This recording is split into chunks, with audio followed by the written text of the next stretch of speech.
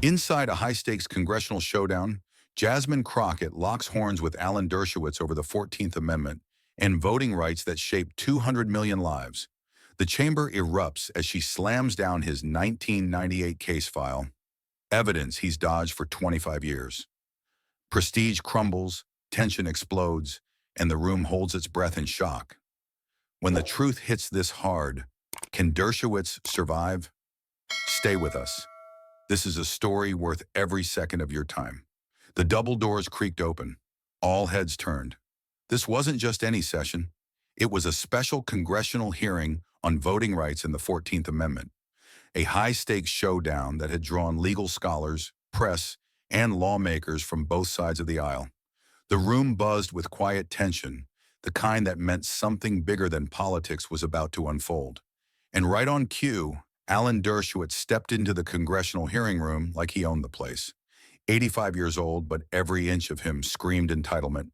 He adjusted his navy tie with deliberate slowness, pausing just long enough for the cameras to catch it. His eyes scanned the room lazily, until they landed on Jasmine Crockett. That smirk, arrogant, dismissive, as if she were an amateur who'd wandered onto his stage. He didn't sit down. He descended, and the message was clear. Watch me teach this child a lesson. Jasmine Crockett didn't flinch. She sat perfectly still at her seat, spine straight, eyes forward.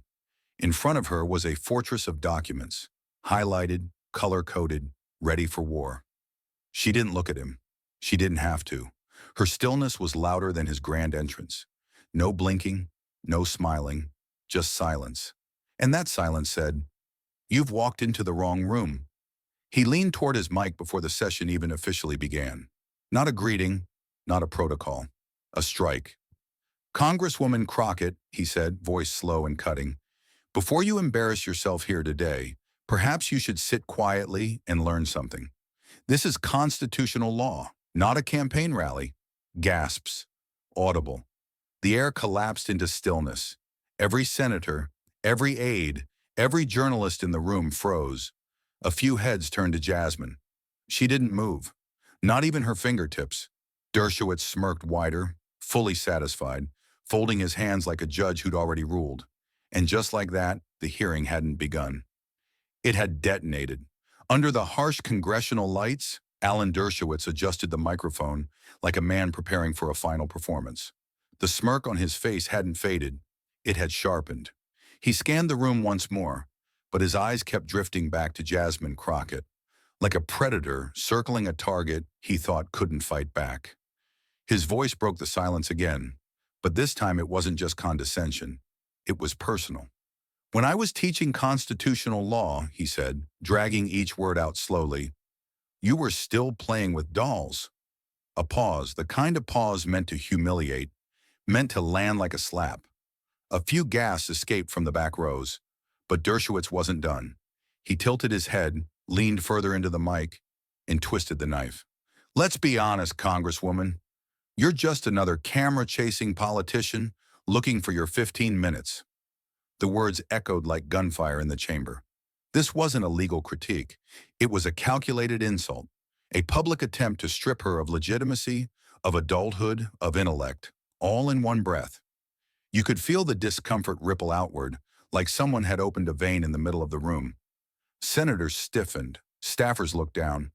Reporters blinked in disbelief, their hands momentarily frozen above keyboards.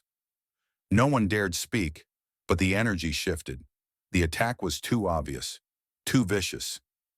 Even those who had come in with doubts about Jasmine now found themselves watching her closely. Not with skepticism, but anticipation. Jasmine didn't speak, not yet. She didn't roll her eyes, didn't scoff. She sat completely still, her posture unshaken, her gaze steady and unblinking. But something subtle moved across her face. Not anger, not offense, but precision. A stillness so sharp it was almost dangerous. Then came the smile, slow, controlled, cold. It wasn't the smile of someone caught off guard. It was the smile of someone who had already predicted this exact moment. Someone who had rehearsed this move, not out of vanity, but necessity. Her fingers tapped once on the stack of documents in front of her, a silent reminder. I came armed. She leaned forward just enough for her voice to carry clearly, but not enough to look eager. Her tone was calm, deadly calm, not loud, not rushed. Every syllable was deliberate, heavy with weight, impossible to dismiss. Professor, if age automatically meant wisdom, she said, pausing just long enough for everyone to hear it sink in, then America wouldn't still be fighting for the same rights you once claimed to stand for. The silence that followed wasn't quiet. It was electric. It thrummed through the room like a current. Even the stenographer looked up. Dershowitz froze just for a second. A blink, a twitch in the corner of his mouth. And it was enough. The crowd didn't need cheers. They didn't need noise. The shift had already happened. This wasn't a debate anymore. This was a reckoning. And Jasmine had just claimed the floor, not with volume, but with truth. The blow hadn't even cooled when Jasmine moved again. But this time, there was no voice, no expression, no fire, just silence, a calculated silence. She didn't look at Dershowitz. She didn't look at the room. Her hand slid slowly across the polished oak table, grazing over the edge of a binder until it landed on a single tab marked in deep red. No rustling, no hesitation, just a precise click as she unfastened the binder and turned to a specific page that had been waiting for this exact moment. She stood, not with flourish, not with anger, but with finality. Holding a printed document between her fingers, she lifted it like a weapon that didn't need sharpening. The room leaned forward as if instinctively drawn by gravity. Her voice rang out clear and unshaken, slicing clean through the tension that had wrapped itself around every corner of the hearing room.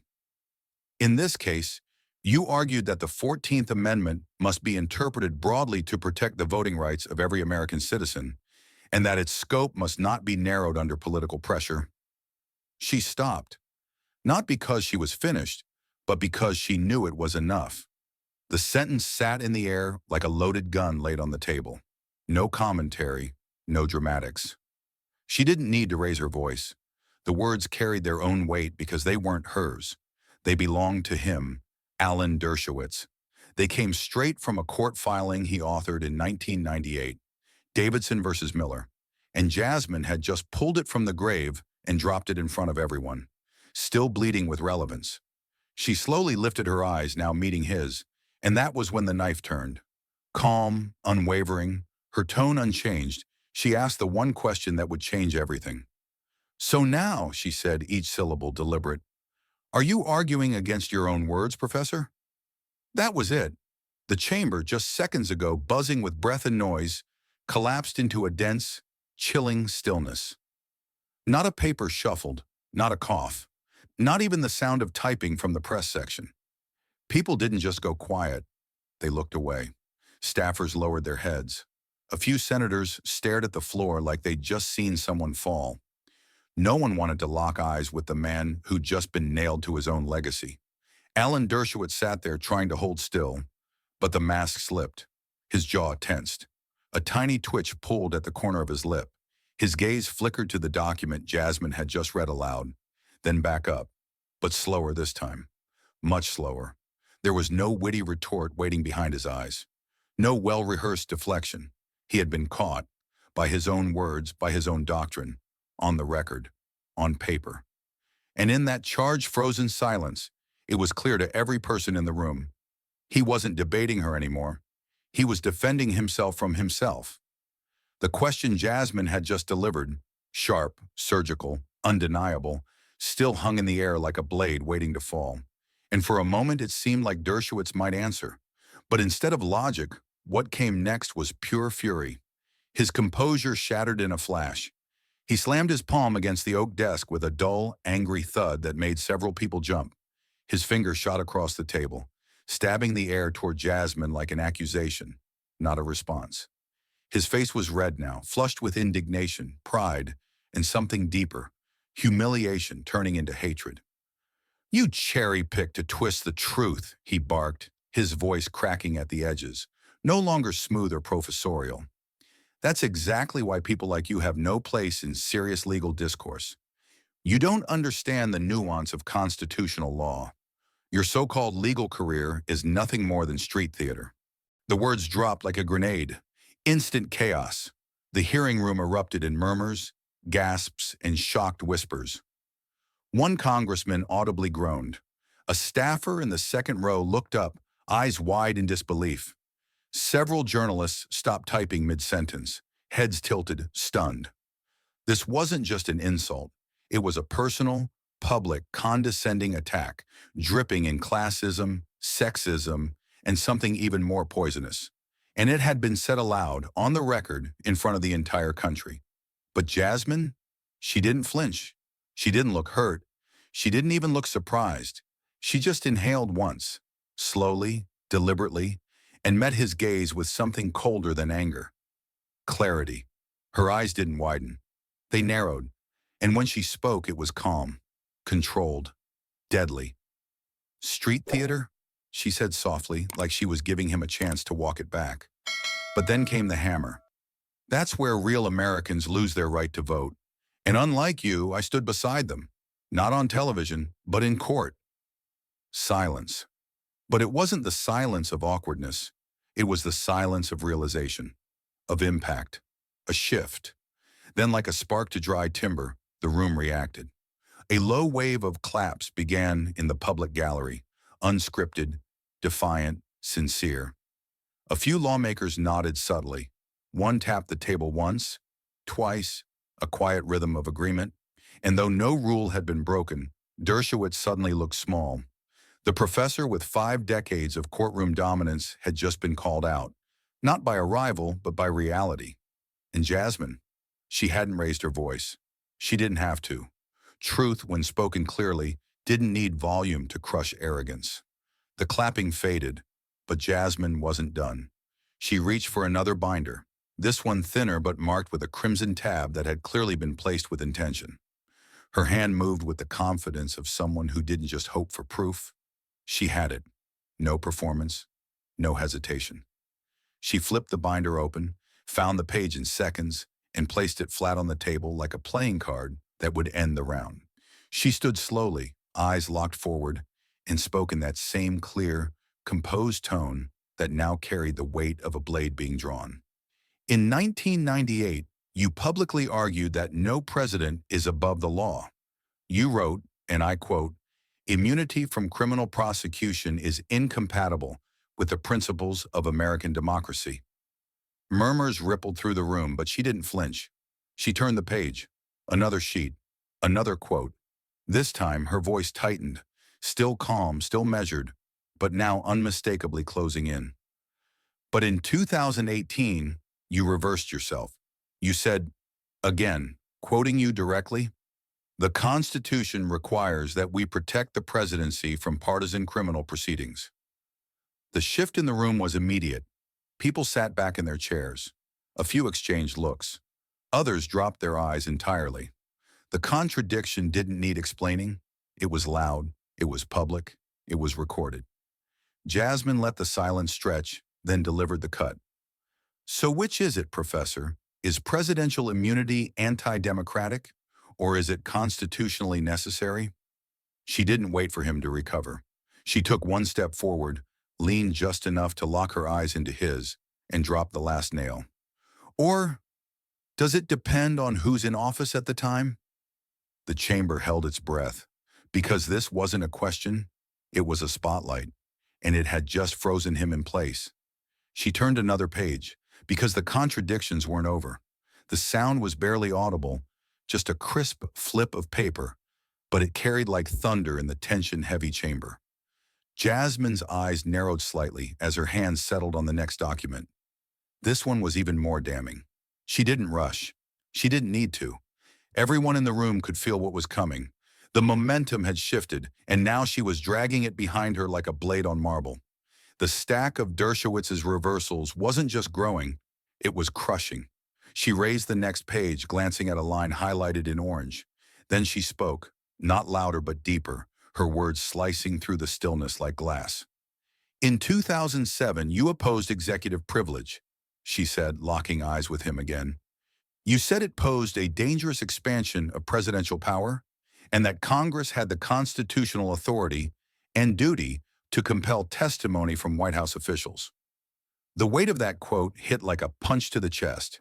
It wasn't abstract, it wasn't vague, it was crystal clear, and it was his. Jasmine let the words hang, just long enough for the hypocrisy to settle in the minds of every person watching. She didn't even look at the next page. She'd memorized it. Then in 2019, you praised executive privilege, she continued, no pause, no breath between the two blows.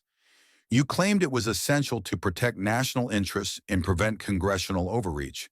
You even argued that Congress had limited authority to interfere with the executive branch. A hush rolled through the room. This wasn't clever lawyering. This wasn't a debate. This was a direct collision of facts, and one of the most decorated legal minds in America was now on the losing end of his own legacy. Jasmine stayed still, her posture composed, but her words sharp enough to draw blood. "So which version of you should we believe, Professor?" she asked, each syllable deliberate, the tone a scalpel. "The one that defended Congress, or the one that suddenly fears it?" The silence afterward was different than before. This time it wasn't tension, it was surrender. Because the courtroom legend sitting across from her hadn't just contradicted himself. He'd done it in front of the one person who was ready to make him answer for it. She wasn't finished, not even close. The room was still holding its breath from the last blow, but Jasmine moved forward like a force that couldn't be stopped now. Slowly, deliberately, she reached for the final tab document in her stack. This one marked in gold. The color wasn't a coincidence. This wasn't just another contradiction. This was the one, the moment where the mask would fall completely. She opened the folder like she was opening a sealed indictment and pulled out a single sheet of paper. Her fingers didn't tremble. Her voice didn't waver. She was beyond proving a point. Now she was revealing a truth. She looked up, her voice steady, loud enough for every corner of the hearing room to hear, but still sharp as glass. In 1995, you called voting rights the soul of democracy. You said, and I quote, "Any attempt to restrict access to the ballot undermines the legitimacy of our entire system of government." The words echoed in the chamber like scripture. You could feel it land, not just intellectually, but emotionally. That quote meant something. It was powerful, elegant, and deeply American. It sounded like the kind of thing that came from a man who cared about the Constitution, about people, about justice. But Jasmine's face didn't soften. Her hands didn't lower the paper. She didn't let the weight of that moment linger too long, because the contrast was coming, and it was devastating. She turned the page slowly, methodically. Then she read again, no hesitation. "And yet, just recently, you publicly supported strict voter ID laws," she said, her voice tightening ever so slightly. "You said they were necessary for election integrity, even though those are the same types of laws you once called discriminatory and unconstitutional." No gasp this time, just stillness, frozen attention. This was no longer about debating legal philosophy. This was about the soul he once swore to defend, and how he'd sold it off, piece by piece, for political convenience. Even those who'd remained quiet, even those who respected him, now shifted in their seats, unable to reconcile the man on paper with the man sitting silently at the table. And Jasmine, her voice colder now, cut through the air with precision. "So tell us, Professor," she said, locking eyes with him across the table, "do principles expire when the camera angles change?" That was the kill shot. Alan Dershowitz didn't speak. His lips parted slightly as if trying to form a response, but nothing came out. His throat moved like he was swallowing something he couldn't. A single drop of sweat traced down his temple. He blinked, but his hand stayed frozen. He looked at the desk, at the paper, anywhere but Jasmine. He had been asked a question, and for the first time all day, he had no answer. All around him, the hearing room went still. Dozens of eyes, Republican, Democrat, staffer, journalist, were locked onto him, waiting, watching. The silence wasn't awkward anymore. It was powerful, pressurized. Every second that passed without a response only made it louder, because Jasmine hadn't just exposed a contradiction. She had torn away the final layer. And what stood beneath it? was nothing at all. And then, just when the room should have collapsed into silence, Alan Dershowitz made one final mistake. He tried to defend himself. His voice returned, but this time it was thinner, hoarse, like it had to push its way through a tightening throat. He adjusted his glasses with a trembling hand, eyes darting left, then right, scanning the faces around him as though searching for an ally. None came. He leaned into the mic, lips parting with forced composure. "The law evolves over time," he began, grasping for the last shield he had. "What was relevant or right in 1995 might not hold the same weight today. That's not hypocrisy. That's jurisprudence.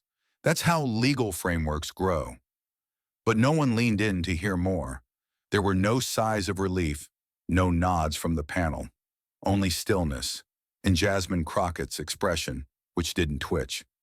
Not even once. Her eyes locked on his like a fixed rifle. No emotion, no signal. Just the steady patience of someone who already knew the next card would win the hand. The pause stretched for 2 long seconds. Then, without raising her voice, she delivered the line that changed everything. "I was hoping you'd say that." The tension that followed wasn't loud, but it screamed. A few pens froze mid-sentence. One aide knocked over his coffee and didn't notice. Even the air in the room felt different, heavier. And then Jasmine moved. She reached down without fanfare and retrieved a single printed sheet of paper from a navy folder. Not thick, not highlighted, just clean and lethal. She held it in her hands like a verdict, then raised her eyes, fire in her voice. "Because this," she said, raising the paper slightly, "isn't about old legislation. It's not courtroom theory. This is personal correspondence. Yours." A low murmur surged across the room. Dershowitz blinked, jaw twitching. His back straightened, but he didn't interrupt. Jasmine took her time. She unfolded the page slowly, theatrically, yet with precision. It wasn't showmanship, it was strategy. It was the kind of pause that lets the weight of a coming blow build itself like a storm. She didn't just read any document. She held up a declassified email, obtained through a Freedom of Information Act request, something his colleagues never expected to see in the public domain. It was addressed to a fellow attorney, sent years ago when no one was watching, and yet today it was back, deadlier than ever. Then she read it. "Sometimes consistency is a burden. Clients pay for results, not for principles." The words didn't just land. They detonated. People sat up as if struck.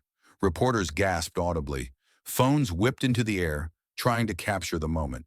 A man in the third row whispered, "Oh my God," like a prayer. One of the aides across the room dropped a pen, and no one dared pick it up. It wasn't just a quote, it was a confession. In his own words, unfiltered, undeniable. And Jasmine wasn't done. She didn't flinch. She didn't soften.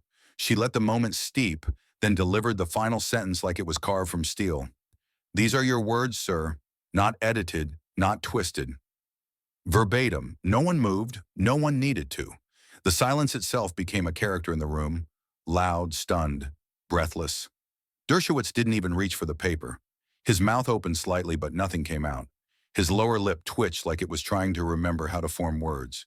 His hands, now resting on the desk, clenched into fists so tight the skin turned white. The cameras didn't blink. Neither did Jasmine. This wasn't the rebuttal of a political opponent. This wasn't spin. This was the man's own language betraying him in front of the nation, in front of the very institution he once claimed to serve with integrity. A few seats away, one senator turned and muttered something under his breath. Another exhaled deeply, almost as if he were watching a structure collapse in slow motion. The quote Jasmine read didn't just expose a contradiction. It blew a hole through every defense Dershowitz had spent the hearing trying to build. He couldn't claim misinterpretation. He couldn't blame political bias. He couldn't hide behind the cloak of evolving law. Because this wasn't law. This was ethics. This was intent. This was the blueprint of who he truly was, written by his own hand. For a long second, no one dared speak. Then the sound returned, but it didn't come from Dershowitz. It came from the crowd. Flash, flash, flash. Reporters captured the moment in bursts of white light. A soft wave of murmurs rippled through the press pool. Too low to be heard, but loud enough to change headlines. The story had flipped. The hearing had flipped. The room had flipped. And in the center of it all, Jasmine Crockett stood still, holding that single sheet of paper like it was the Constitution itself. She didn't look triumphant. She looked resolute. There was no gloating, no smirk, only stillness, because she knew what this meant. She knew that moments like this didn't come around often. Not in hearings, not in politics. This wasn't just a gotcha. This was a scalpel. This was a mirror. This was the price of forgetting your own past. Alan Dershowitz sat still, shoulders slumped, chin lowered. He wasn't just out of arguments. He was out of character. And as the crowd continued to buzz and the cameras zoomed in, one thing became painfully clear. This was the final blow. The document had done what no senator could. It removed the mask, not with noise, but with clarity. And Dershowitz? He didn't just lose the debate. He lost the benefit of the doubt. Dershowitz didn't just sit, he collapsed. His body hit the chair with a dull thud, like a statue crumbling under the weight of truth. His hands, once commanding, now dangled lifelessly over the table's edge. His shoulders, once squared with pride, curled inward, as if trying to shield himself from the storm he'd just been buried under. The paper Jasmine had slammed on the desk still sat in front of him, untouched, glowing under the committee lights like a final verdict written by history itself. His face had gone ghostly pale, not the kind of pale that comes from shock, but from realization, a brutal, irreversible recognition that the game was over. There was no exit, no clever line left, no technicality to squeeze through. He had been caught not in a trap, but by his own voice. Words no lawyer could redact, no spin could soften, no camera could reframe. He blinked once, then again, slowly. His lips parted, but not a syllable escaped. The man who had built an empire out of words suddenly found himself bankrupt. He looked at Jasmine, but not with defiance, not even contempt. He looked at her the way an old king stares at the sword that finally pierced his armor, silent, stunned, and already forgotten by the crowd. And the room, God, the room had changed. The energy had shifted so hard it felt physical. You could almost see the air lean toward Jasmine's side of the chamber. The applause may have stopped, but the moment still rang louder than any gavel. It hummed in the wood, vibrated through the microphones, and settled into the chest of every person in that room like a truth too big to ignore. The chairman tried to pull things back. "Order, please," he said, raising his gavel. But even he knew it was useless. The authority had already moved. Jasmine Crockett didn't just own the room. She had rewritten its gravity. Lawmakers who just an hour earlier whispered, scoffed, or dismissed her with smug indifference were now frozen. Some stared at the floor, others at Dershowitz. A few looked at Jasmine with the haunted expression of people who'd just witnessed history change. Direction in real time? And Dershowitz? He still hadn't moved. The email she read, his email, released under the Freedom of Information Act, wasn't just a mistake. It was a confession wrapped in arrogance. Sometimes consistency is a burden. Clients pay for results, not principles. It was damning, not because it was illegal, but because it was honest. Too honest. So honest that no amount of courtroom skill could make it sound like anything but moral decay in high definition. Jasmine had known exactly what she was doing. She hadn't just cornered him, she had dissected him in front of the very institution he thought he'd mastered. And now the body language around the room told the story better than any news anchor ever could. Senator Halloran, who had introduced Dershowitz with a glowing speech just an hour earlier, now sat still, head low, his hand nervously flicking at the edge of his folder. His eyes refused to meet Jasmine's. He didn't speak. He didn't even shift in his chair. And he wasn't alone. 3 other Republican senators leaned back in eerie unison, shoulders slumped, eyes scanning anywhere but forward. One of them wiped sweat from his brow with a tissue that shook like a leaf in wind. Another whispered something to his aide, but his voice cracked halfway through. It didn't matter. The damage was done. On the Democratic side, Jasmine's colleagues sat straighter than they had all day. A few leaned forward, expressions unreadable but charged. One woman, an elder stateswoman with 30 years under her belt, folded her arms and nodded slowly. once like a soldier saluting after a battle no one thought could be won. And Jasmine, she didn't gloat, she didn't smile, she simply stood there, calm, composed, steady as a mountain. No theatrics, just clarity. It was the kind of composure that comes not from training, but from a lifetime of having to stay calm when everything was built to break you. And that calm now spoke louder than any raised voice could. Dershowitz finally moved, a twitch in the fingers, a long, shallow breath. He blinked rapidly as if waking up from a bad dream, but the reality only sharpened with each breath. He reached for the water glass with slow, stiff fingers, took a sip, but the tremble didn't stop. He set the glass down, missed the coaster. The sound of glass against wood echoed like a last gasp. The chairman tried once more. "Let's maintain decorum in the chamber." But even he said it like a man reading from a script that had already expired, because the room had already made its decision. This wasn't just the end of Dershowitz's testimony. It was the collapse of a mythology, a living legend proven not just fallible, but hollow. His decades of courtroom dominance, his book deals, his media interviews, his confidence built on being the smartest person in any room. It had all cracked open, spilling something much darker on the floor. And no one rushed to help. The aides who usually hovered like satellites around him stayed seated. The senators who once defended him in press conferences didn't offer a hand. The air itself seemed to hold him in place, trapping him in the consequences of his own doctrine. Across the room, Jasmine turned, slowly. She didn't say a word, didn't need to. The silence around her said it all. It was not silence of confusion or fear. It was reverence. This wasn't about political sides anymore. It wasn't about partisanship or race or headlines. It was about decency and how rare it had become in rooms like this. And in that moment, it didn't matter how powerful a man had once been. It only mattered what he chose to believe when no one was watching.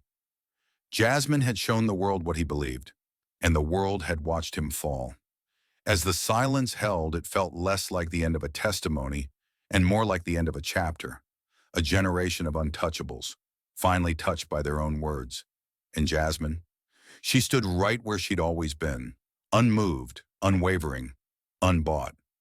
A new era had arrived, and it had a name. And just like that, what happened in that room didn't stay in that room. The footage of Jasmine Crockett dismantling Alan Dershowitz spread like wildfire. Within minutes, clips hit Twitter, YouTube, TikTok, CNN, Fox, and every outlet in between. But this wasn't the usual political noise.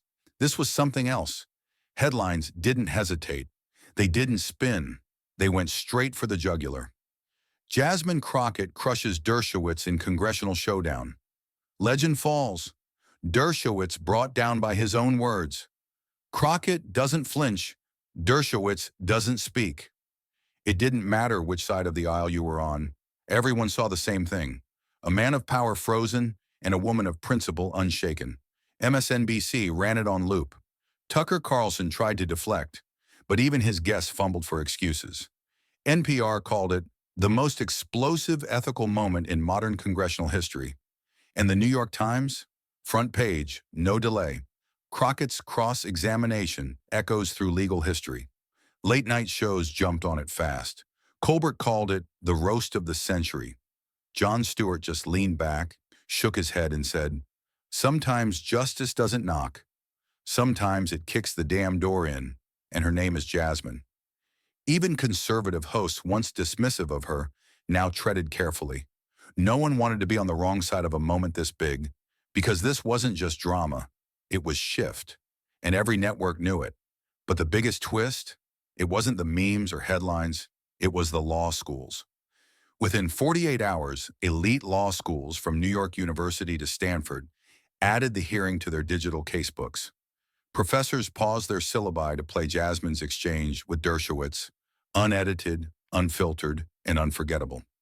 The clip became mandatory viewing in classes about legal ethics, courtroom power dynamics, and professional responsibility. Students watched with wide eyes, jaws slack. They weren't just witnessing an argument, they were witnessing a shift in the legal culture itself. One professor at Yale stood before 300 first years and said, Forget what you thought made a great lawyer. This, this is how you hold power accountable. Not with titles, with facts, with calm, with spine. At Georgetown, a criminal law seminar replaced its afternoon lecture with a discussion titled, When Principle Defeats Prestige, the Crockett-Dershowitz Takedown. One student asked if it was ethical to be that aggressive toward a respected legal figure. The professor didn't blink. He wasn't respected in that moment, she said. He was evasive. She was exact. There's a difference, and Jasmine Crockett showed it to the world. Social media lit up with reenactments of her line-by-line dismantling. A viral tweet read, Dershowitz had decades of legacy. Jasmine Crockett needed 9 minutes in one email. It got over 7 million likes in 2 days. Reddit threads analyzed every pause, every breath, every body shift. Lawyers debated it on forums, not out of ego, but out of awe, because they all saw the same thing. Someone held the system accountable on its own turf and won. One of the most shared clips came from a USC law student watching the exchange in class. He whispered, "Wait, he just folded," as Dershowitz went silent. The professor paused the video, looked at the room and said, "That's the sound of reputation collapsing under the weight of evidence." The room went silent. Then someone muttered, "Damn," and the whole place nodded. Law journals began drafting essays with titles like When Silence Speaks Louder, a modern blueprint for ethical confrontation. Harvard Law Review, which had once published Dershowitz himself, ran a surprise editorial called Legacy is Not Immunity. The first line was blunt. Alan Dershowitz taught generations of lawyers how to argue. Jasmine Crockett just taught them how to win with integrity. But it wasn't just academia or media. Judges started talking. In an off-the-record comment leaked to a reporter, a federal judge said, "I've seen a lot of hearings in my time. That was different. That was history." Former prosecutors posted think pieces on Substack with headlines like, "Why Crockett's tactic wasn't just smart, it was revolutionary." Law firms began quietly reassessing how they trained associates. Ethics seminars started incorporating the Dershowitz breakdown as a case study. A leaked internal memo from a top Manhattan firm read, "Use this moment to remind all partners, you may outtalk a journalist, but you will never outlast a paper trail." And then came the most surreal twist. A legal tech company released a limited edition trial prep AI tool, nicknamed Crockett Mode. Its selling point? Simulating hostile witness cross-examinations with no emotional bias, only cold facts. The sample prompt? What happens when your client says one thing and their old email says another? The interface featured a single quote on its home screen. Clients pay for results, not principles. A. Dershowitz. But above all the hype, the think pieces, the edits, and the lectures, one truth held. This moment belonged to Jasmine. She didn't gloat. She didn't post a victory tweet. She didn't run to cable news or bask in viral glory. Instead, she released one statement. The law's not a game, and if it ever starts to feel like one, someone has to remind the players what's at stake. And just like that, her words echoed louder than any headline. Because while the media saw a dramatic takedown, the legal world saw a turning point. And the next generation of lawyers? They saw something they weren't sure existed anymore. A win based not on fame, but on truth. And for the first time in a long time, justice didn't look like robes or gavels or gray-haired men at walnut desks. It looked like Jasmine Crockett, standing, calm, and proving that integrity isn't loud, just unstoppable. But for Alan Dershowitz, the fallout had only just begun. His fall from grace wasn't slow, it was violent. Bookstores quietly moved his titles to the back shelves, some even removing them altogether. His latest release, a memoir about legal ethics, once predicted to hit the bestseller list, was now a punchline on late-night TV. Sales tanked. Amazon reviews turned brutal overnight. Reads like a man trying to outrun his own email inbox. Another simply said, "Wish Jasmine had written this instead." Law conferences began pulling out. Invitations he had confirmed months earlier were suddenly postponed indefinitely. One legal tech summit sent a one-line email. In light of recent developments, we will be adjusting our speaker lineup. Harvard Law's alumni panel dropped his name without a single word of explanation. And when a university in Chicago emailed to cancel his keynote, they didn't even offer a reschedule. Just 3 words. No longer appropriate. He tried to ignore it, pretend it was noise. But the silence from his own peers was louder than any headline. Colleagues stopped returning calls. Former students, once proud to cite him, now deleted his quotes from their bios. One podcast host, who had long called Dershowitz a pillar of reason, took down all episodes featuring him and posted, "I believed in the myth, but the facts won." Still, Dershowitz wasn't ready to fade. He went on TV. CNN gave him 7 minutes. He opened strong, trying to sound composed, intellectual, above the drama. But something cracked halfway through. His words stumbled, reaching for legal jargon to cover emotional panic. "This is not, I repeat, this is not an indictment of my credibility," he said, voice trembling. Then he added, "These contradictions were misinterpreted. They don't disprove anything essential." But even the anchor raised an eyebrow. Fox News gave him another chance. He came out swinging, blaming the rise of media theatrics and claiming Crockett weaponized gotcha tactics. But viewers weren't buying it. Comment sections exploded. He didn't get ambushed, he got exposed. One viewer wrote, "When the truth hits hard, the guilty call at a show." Then came the real blow. A long-forgotten email, declassified through a FOIA request, surfaced in a GLASP-linked legal archive. In it, Dershowitz had written to a colleague years earlier, "It's not about what's true, it's about what you can defend." The internet erupted. It confirmed what Jasmine had hinted at in the hearing, that the contradictions weren't just accidents, they were a pattern, calculated, rehearsed, and now, undeniable. The email was everywhere. Pinned tweets, news banners, even t-shirts. One law student tweeted, "I used to study his footnotes. Now I study his downfall." The post hit 3.2 million views in under 12 hours. Late-night hosts circled back with fresh jokes. Turns out Dershowitz wrote his legacy in pencil, and Jasmine Crockett brought the eraser. Desperate, he tried writing an op-ed. In it, he painted himself as the victim of a cancel culture ambush. He claimed the hearing was edited for virality, even though full footage was public and verified. He said, "I have spent my life defending the law, and now the law is being used to assassinate my reputation." But the piece was torn apart. One law review published a rebuttal titled, "When Reputation and Truth Collide, Why the Law Doesn't Owe You Silence." The author was a second-year student, and it was shared more than Dershowitz's original piece. The New Yorker ran a long-form piece titled, "The Fall of Dershowitz, When Legends Get Cross-Examined." It was damning. It walked readers through every contradiction Jasmine exposed, linking them to past inconsistencies in his career. It ended with a brutal sentence. "History doesn't remember who had the most titles. It remembers who had the cleanest hands." Even daytime talk shows picked it up. A guest on The View said, "He's not a legal scholar anymore. He's a cautionary tale." Another added, "Jasmine didn't just beat him. She stripped the illusion." And the audience? Applause so loud the host had to cut to commercial early. By now, Dershowitz couldn't walk into a courtroom or lecture hall without feeling the shift. Eyes no longer met him with admiration. They met him with quiet calculation. Some smirked, some looked away, but none bowed.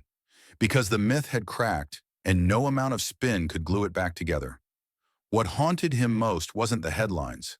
It wasn't the cancellations. It wasn't even the mockery. It was the phrase whispered in corners of courthouses, murmured in law offices, scribbled in student notebooks. The Crockett moment. That's what they were calling it now. Not the Dershowitz hearing, not the ethics debate. No, just the Crockett moment. A moment so sharp, so unflinching, that it redefined a man's entire legacy in under 10 minutes. And that was the part no one could reverse. No PR firm, no lawyer, not even Dershowitz himself. He tried one last time, an emergency interview with a conservative podcast. His voice, once booming with courtroom precision, now trembled as he pleaded, "I was taken out of context. I've always upheld the law." But even the host hesitated. "Alan," he said gently, "it wasn't just context. It was contradiction. It was your own words. The silence that followed stretched for 11 seconds. And then Dershowitz said it. I never thought, I never thought one hearing could define me. But it had, because Jasmine hadn't just embarrassed him, she had revealed him. Every contradiction laid bare, every excuse dismantled, every illusion torched by the one thing he couldn't out-argue, the truth. And as the days passed, as book sales stalled, as inboxes stayed silent and lecture halls filled with other names, Dershowitz realized something chilling. The courtroom had always been his kingdom, but Jasmine Crockett had made it her battlefield. And she didn't just win, she rewrote the rules. But while one legacy crumbled, another began to rise. Jasmine Crockett didn't ask for the spotlight, it followed her. The moment that hearing ended, the Capitol Hall shifted. She wasn't just the woman who silenced Dershowitz. She was the new gold standard. Doors that had been locked for decades swung open, some almost too quickly, as if Washington was trying to catch up to a truth it could no longer ignore. 3 days later, she received a personal invitation to join the Congressional Committee on Legal Ethics and Oversight, a position usually reserved for retired judges or senior members with 3 decades under their belts. But Jasmine's name was the only one the letter mentioned. Your clarity under pressure and refusal to bow to institutional theatrics has redefined what ethical oversight should look like, the chairman wrote. The vote passed without a single objection. Then came the Justice Subcommittee on Constitutional Integrity, a prestigious seat. 7 past committee members had gone on to become federal judges. Jasmine didn't just accept the offer, she rewrote the committee's mission statement her first week. Justice doesn't exist without risk, she told the room, her tone low but firm. And if we're too afraid to challenge power, then we're not upholding the Constitution, we're betraying it. C-SPAN aired the hearing where she spoke those words, and within hours that clip became a rally cry. Law students played it in lecture halls. Professors used it to start debates. Even conservative commentators couldn't dismiss her presence. One said, "She's not just articulate, she's dangerous to anyone who built their reputation on smoke." Another added, "I disagree with her politics, but if I were on trial, I'd want her fighting for me." Behind closed doors, her name echoed like thunder. The Department of Justice invited her for a private ethics consultation, a rarity for a sitting congresswoman. The FBI's legal review team requested her input on procedural reforms. Even the Pentagon sent word, "We'd value your perspective on constitutional training for our officers." Jasmine didn't flinch. She walked into every room like she belonged there, not with arrogance, with mission. Her staff ballooned overnight. Phones rang constantly. Emails from law firms, NGOs, universities poured in. A Yale professor wrote, "Your takedown of Dershowitz reminded my students why we study law in the first place." A public defender from Detroit said, "You made us believe again that the courtroom isn't just a stage for the rich." And one high school teacher from Oakland sent a hand-drawn card from her civics class. On the front it read, "Future Lawyers," all inspired by Jasmine Crockett. But what hit hardest came not from professionals, but from the streets. A young woman from Southside Chicago recorded a video that went viral. Sitting on a stoop, she looked into the camera and said, "I used to think Congress was just for people who look like power. But Jasmine Crockett looked like my auntie. And she didn't flinch. She didn't fold. She didn't even blink." That one clip racked up 9 million views in 72 hours. Politicians spend years crafting moments like that. Jasmine did it by being unshakably herself. She wasn't done. She launched a legal mentorship initiative called Unscripted Justice. No donors, no filters, just raw conversations between young aspiring lawyers and real fighters in the system. "You don't need to know Latin to call out a lie," she told one group. "You just need courage and receipts." They laughed, then they listened, and then they asked to sign up for more. The Bar Association sent her a medal. The inscription read, "For unyielding integrity under pressure," but when they tried to hand it to her during a formal banquet, she waved it away. "Give it to someone who needs a reminder," she said, walking off the stage without fanfare. The room stood up anyway. She wasn't chasing accolades, she was chasing reform. Even the media had to admit she'd shifted the national dialogue. A New York Times editorial titled Jasmine Crockett and the Death of Legal Evasion praised her for bringing clarity to a system addicted to fog. The Atlantic ran a full-cover feature, The Congresswoman Who Cross-Examined America. And on the Today Show, Savannah Guthrie opened the segment with a quote that would soon be etched on posters, notebooks, and protest signs. If you were born with a microphone, learn to listen before you use it, because the truth doesn't come with an edit button. That line came from Jasmine, and the world took notice. Intern applications to her office skyrocketed, but Jasmine didn't just look at resumes. She asked each one question. What will you risk for someone else's justice? The answers shaped her staff. No handlers, no ladder climbers, just fighters. One young lawyer, shaking, asked her how she stayed so calm when the hearing got tense. Jasmine looked him in the eye and said, I wasn't calm. I was clear. There's a difference. You don't need to feel safe. You need to feel ready. That sentence would be quoted in law school halls across the country. It would show up in bar prep packets. It would even be graffitied onto a courthouse wall in Miami, painted over and painted again by students who refused to let it disappear. In Washington, her name became shorthand. She pulled a Crockett meant cutting through legal doublespeak with surgical logic. Don't get Crocketed became a running joke between lobbyists. But beneath the humor was fear. Fear that the old tactics, the smoke and mirrors, the stall and spin, were finally collapsing. Because Jasmine Crockett had done what few dared. She faced power without blinking. And she didn't just survive. She redefined the battlefield. They tried to label her too bold, too confrontational, too principled. But every time they tried to box her in, she broke the frame. She wasn't a partisan weapon.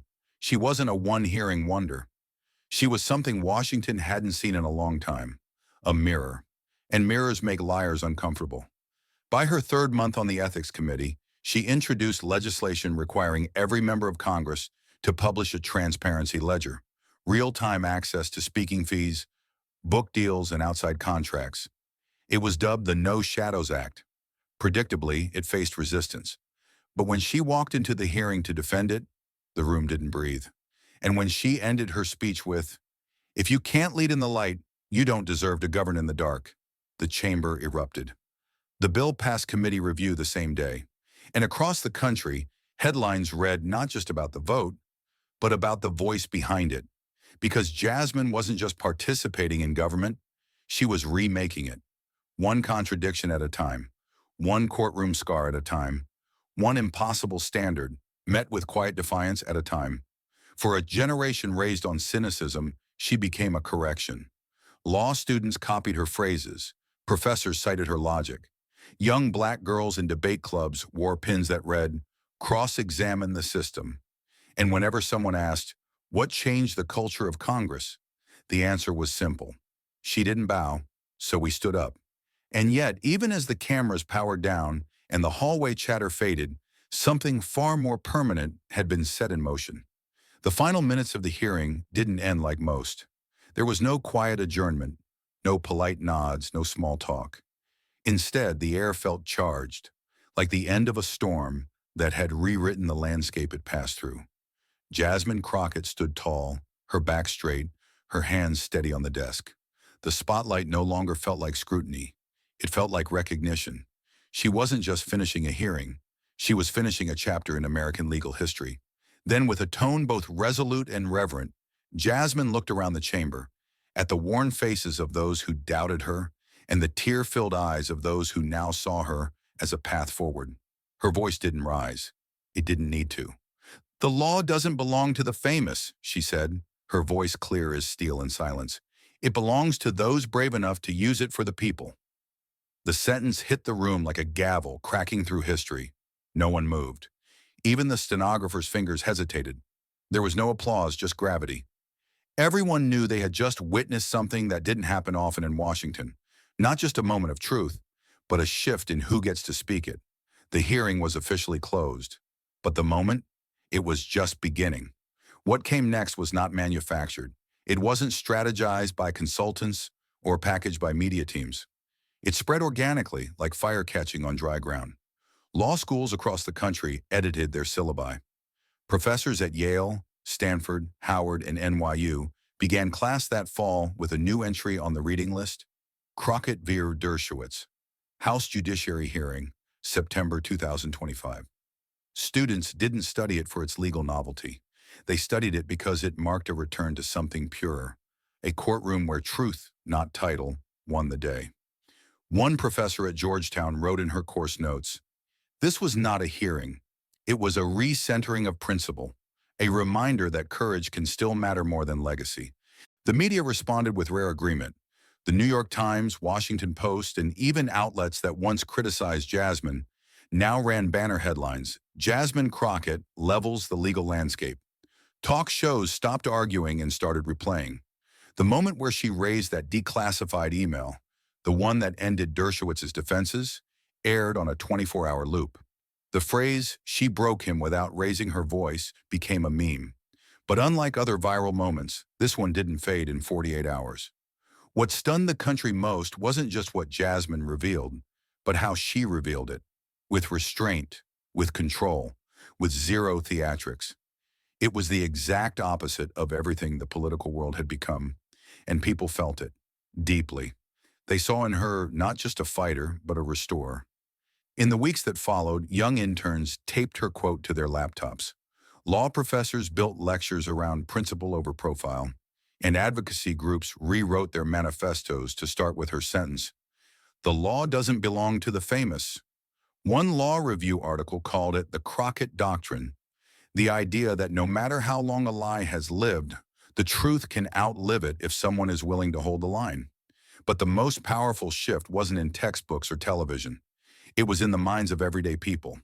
A grandmother in Atlanta told her granddaughter, "That's the kind of lawyer I hoped you'd become." A first-year law student in Chicago rewrote his personal statement, "I want to serve, not shine." And in courthouses from New York to Nevada, young public defenders began walking taller, because now they had a living example of what it looked like to win without selling out. For Jasmine, the aftermath didn't feel like fame. It felt like responsibility. When the House Committee on Legal Ethics announced their new slate of appointments, Jasmine's name wasn't just on the list, it was first. Not because of politics, because of precedent. She had shown before the whole nation what it meant to put justice before career, and the system for once listened. One of her colleagues said it plainly, "We need her voice on the inside now. She's not a disruptor anymore. She's the compass." More committees followed: federal oversight, constitutional integrity, election rights. Her plate filled fast, but she accepted each with the same steady posture she'd held in the hearing. No victory lap, no ego, just work to do. When a reporter asked how it felt to be the face of a new legal generation, Jasmine only smiled and said, "I'm not the face. I'm just proof it's still possible." But quietly, the cultural shift was undeniable. Where once Dershowitz was the name that evoked legal mastery, now students quoted Jasmine Crockett. Where once the phrase constitutional legend was reserved for the old guard, now it belonged to the new. Even institutions that once doubted her were forced to reckon with her rise. One law dean privately admitted, "We've been teaching theory for too long." She brought back conscience. By October, panels at major legal conferences weren't discussing Dershowitz's precedents. They were dissecting Crockett's cross-examinations. How to expose power with precision. The ethics of confrontation in modern hearings. When restraint becomes the sharpest weapon. And yet Jasmine stayed grounded. She visited community colleges. She mentored young women of color entering law. She told them, "Don't chase the microphone. Chase the truth. It's louder." Behind closed doors, some tried to dismiss her as a one-time phenomenon. But the ripple effect said otherwise.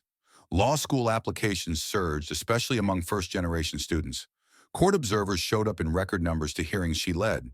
Young clerks asked to be assigned under her, not for clout, but for clarity. Because in a time when cynicism had taken root, Jasmine's message was simple. The law only matters if it belongs to the people. And by standing alone in that chamber, facing a man 10 times her age and backed by decades of prestige, and still refusing to blink, Jasmine didn't just win an argument. She changed who gets to make one. The gavel had fallen. the hearing was over. But history had already begun. But what Jasmine Crockett left behind wasn't just a courtroom victory, it was a mirror, and now it's facing us all. For decades, we've been told the law is too complicated, too distant, too wrapped up in power games to belong to regular people. That justice is a myth unless you have the right connections. That if you don't wear the right suit or speak with the right accent, your truth won't matter. But Jasmine shattered that lie. She didn't whisper. She didn't scream. She spoke plain truth, and it shook the system to its bones. That wasn't just a legal moment. It was a human one. Because this story was never just about Dershowitz or Congress or one sealed email.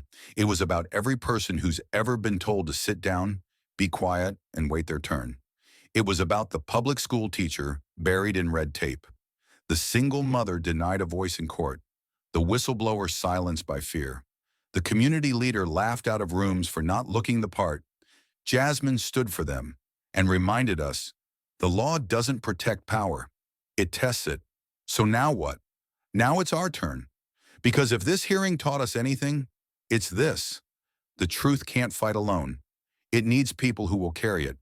People who won't flinch when power roars back. People who understand that change doesn't come from comfort. It comes from collision, from pressure, from choosing what's right, even when no one's clapping for it. This isn't about becoming lawyers or going to Congress.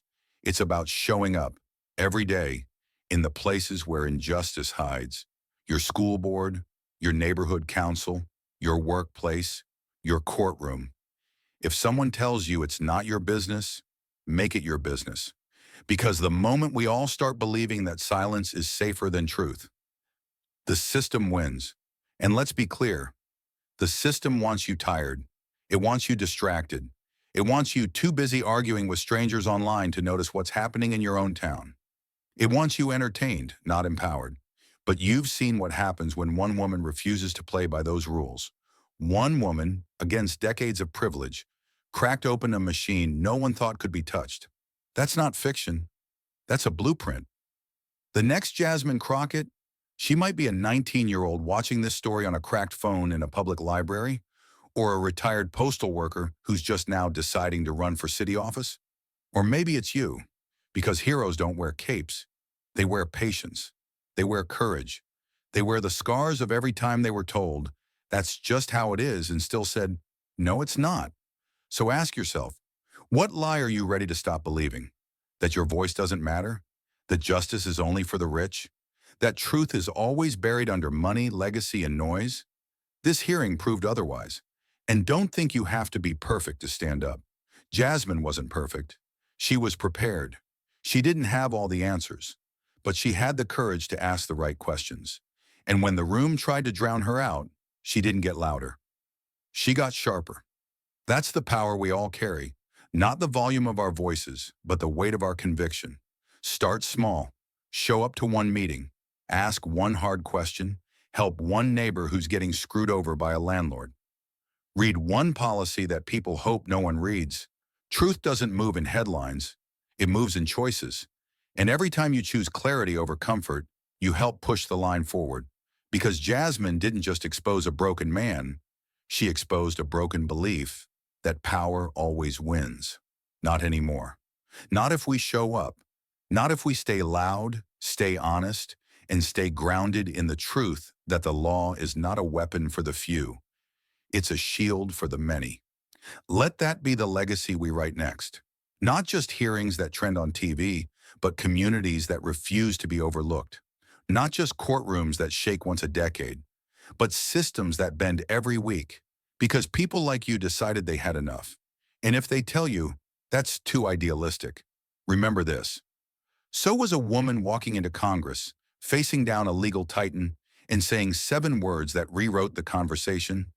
The law doesn't belong to the famous. It belongs to us now. Don't waste it. Use it. Speak it. Defend it.